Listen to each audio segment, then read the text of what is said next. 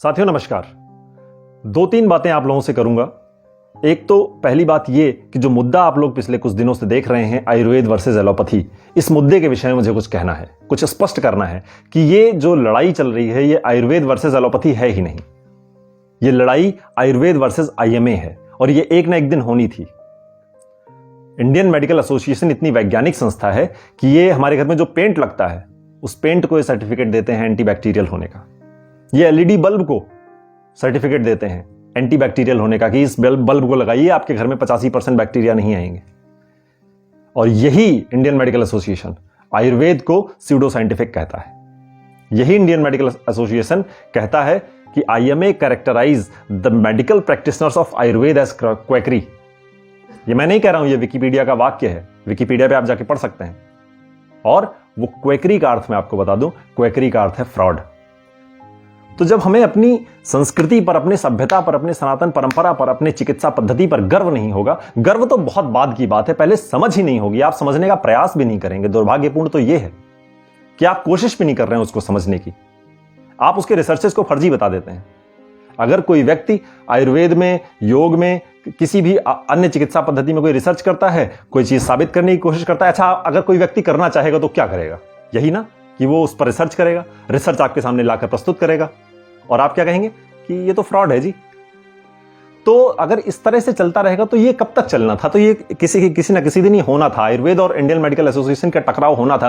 पर ये जो बात भ्रमित हो रही है इसको मैं स्पष्ट करना चाहता हूं कि ये लड़ाई आयुर्वेद वर्सेस एलोपैथी नहीं है। दोनों पद्धतियां अपनी जगह पर श्रेष्ठ हैं। आयुर्वेद अपनी जगह श्रेष्ठ है और एलोपैथी अपनी जगह श्रेष्ठ है। दोनों चिकित्सा पद्धतियों की सीमाएं हैं, लेकिन जो इंडियन मेडिकल एसोसिएशन है वो सीमाओं को नहीं मानता।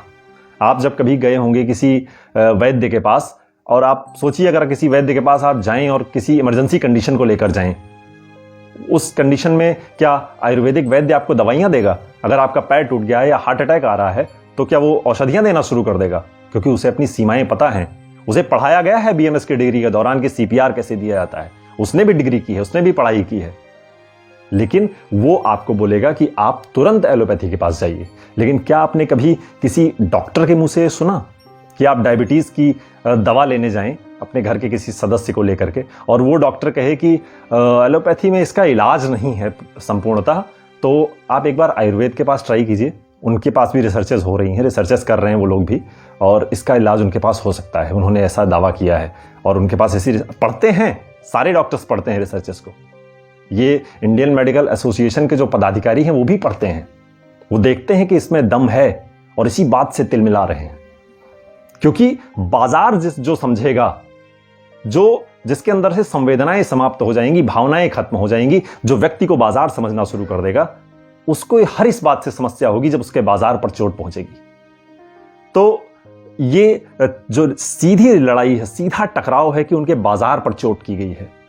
क्योंकि आप नहीं सुनेंगे किसी डॉक्टर से कि हमारे पास आर्थराइटिस का इलाज नहीं है जी। आप एक बार कोशिश कीजिए, शायद आपको आयुर्वेद में मिल जाए, क्योंकि उनके पास रिसर्चेस हो रही हैं इस पर।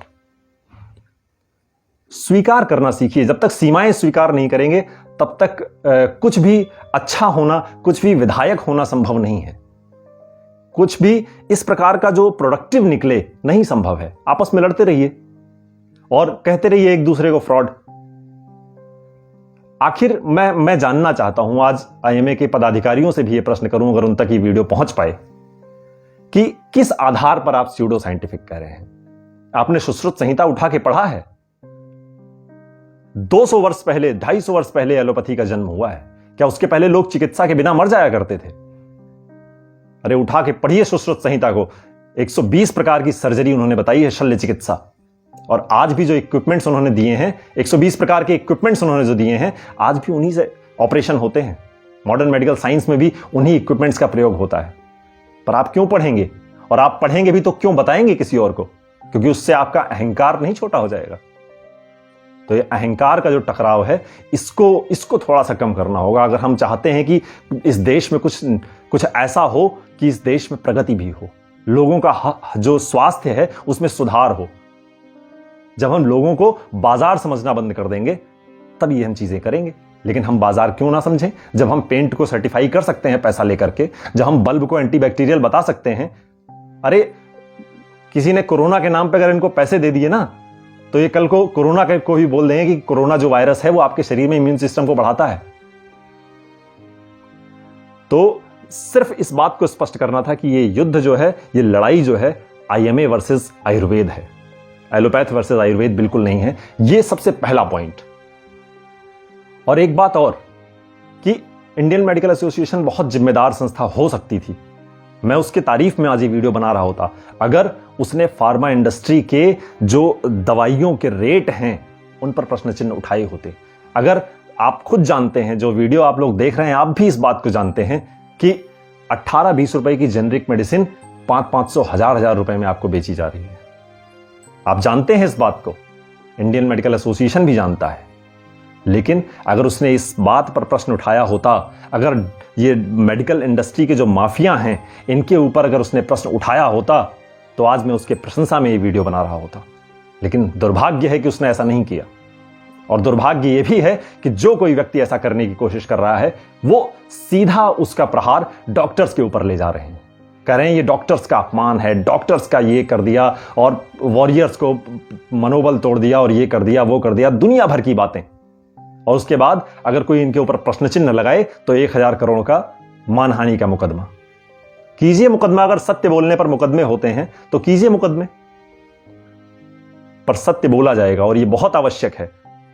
और मैं आप लोगों से भी कहना चाहता हूं जो ये वीडियो देख रहे हैं कि जब महाभारत का युद्ध आरंभ होना था और जब दोनों सेनाएं एक दूसरे के समक्ष खड़ी हुई थी, तो युधिष्ठिर ने एक बार फिर घोषणा की थी, कहा था कि यह धर्म युद्ध प्रारंभ होने वाला है और जो भी व्यक्ति धर्म के पक्ष में आना चाहता है, अभी भी समय है, अभी भी आ सकता है।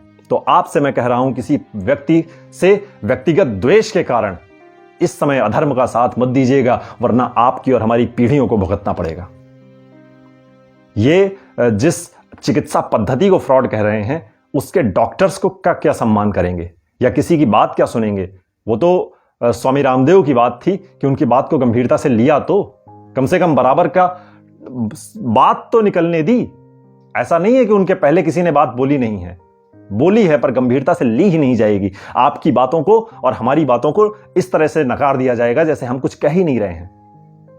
तो आज अगर किसी के माध्यम से बात निकली है तो इस बात को दूर तक पहुंचाइए और इस बात को ऐसे रुकने मत दीजिएगा जब तक इसका कोई समाधान ना निकले। फ्रॉड और ये स्यूडो साइंस कहने का अधिकार किसने दे दिया है? आपने रिसर्चेस पढ़ी। कोई व्यक्ति अपने आप को साबित करने के लिए रिसर्चेस करता है, आप उस रिसर्चेस को भी नकार रहे हैं। तो बस यही कहना था कि अपना पक्ष निर्धारित कीजिए और दृढ़ता से उस पक्ष पर खड़े रहिए और साथ दीजिए जिस पक्ष का भी आप साथ देना चाहते हैं, पर साथ देने से पहले विचार जरूर कीजिएगा कि किस पक्ष का साथ देना उचित है। बहुत बहुत धन्यवाद। फिर आपसे संवाद होगा। नमस्कार।